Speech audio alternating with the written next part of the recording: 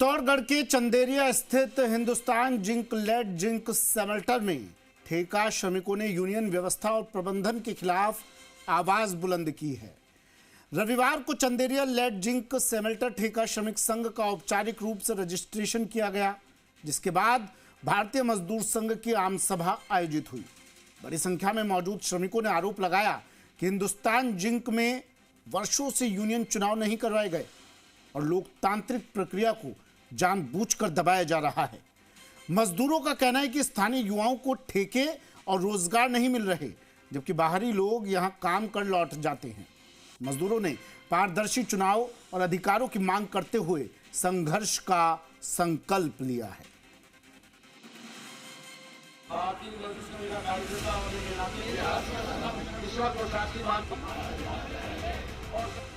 Hindustan zinc limited की मनमानी, चुनाव कराने में कर रही आनाकानी, मजदूर यूनियन का जिंक फैक्ट्री पर आरोप, लोकतंत्र का गला घोट रहा फैक्ट्री प्रबंधन।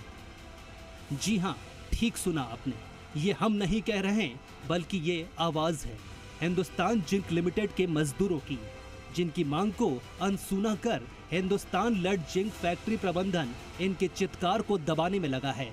लेकिन अब मजदूरों ने आर पार की लड़ाई का मूड बना लिया है और कहा है कि फैक्ट्री प्रबंधन को पारदर्शी चुनाव कराने ही पड़ेंगे, नहीं तो मजदूर अपने हक के लिए संघर्ष करने पर मजबूर होगा। वहीं मजदूरों की आम सभा को स्थानीय विधायकों का साथ मिला है। आम सभा को संबोधित करते हुए बेगू विधायक सुरेश धाकड़ ने कहा कि हिंदुस्तान जिंक में पारदर्शी यूनियन चुनाव होना जरूरी है। उन्होंने आरोप लगाया कि मैनेजमेंट ने एक ही व्यक्ति को वर्षों से यूनियन कार्यालय सौंपकर लोकतांत्रिक व्यवस्था को पूरी तरह खत्म कर दिया है, जिससे स्थानीय लोगों को ठेके और रोजगार नहीं मिल रहे हैं। मैनेजमेंट चुनाव कराता है, जो आदमी जीतता है वो यूनियन ऑफिस में बैठता है। अभी क्या कि इन्होंने डोलमुल नीति अपना के एक ही आदमी को लोकतंत्र का गला घोट रखा है और पिछले जब यूनियन बने उसके बाद चुनाव नहीं हो रहे, तो बीएमएस बनने के बाद हम तैयार हैं कि वोटिंग कराइए और जो चुनाव लड़ेगा, अगर बीएमएस जीतती है तो इनका अध्यक्ष वहाँ बैठे, अगर हम हारते तो हार स्वीकार करके बाहर बैठेंगे और जो जीतेगा उसको माला पहना के अंदर हम बैठेंगे। चित्तौड़गढ़ विधायक चंद्रभान सिंह आकिया ने हिंदुस्तान जिंक में इंटेक की मोनोपोली पर सीधा हमला बोला।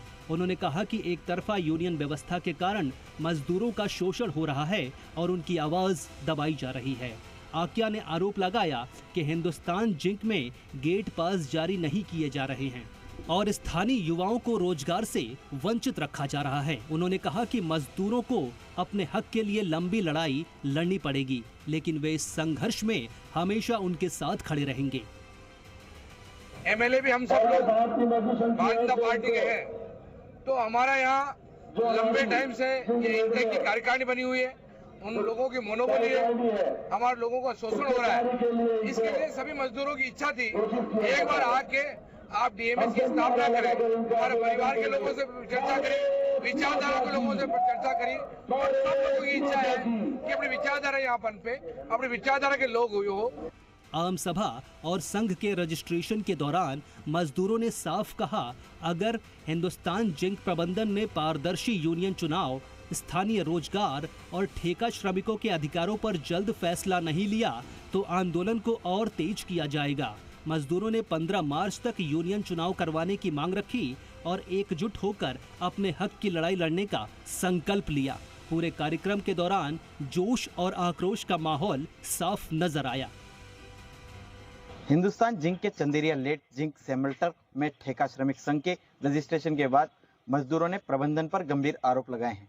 यूनियन चुनाव न करवाने, लोकतांत्रिक प्रक्रिया को दबाने और स्थानीय युवाओं को रोजगार से वंचित रखने जैसे मुद्दों पर मजदूरों का गुस्सा साफ नजर आया।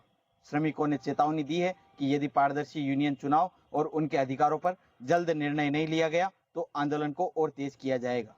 कैमरा जर्नलिस्ट राजेंद्र जायसवाल के साथ अभिषेक शर्मा, जी मीडिया, चित्तौड़गढ़।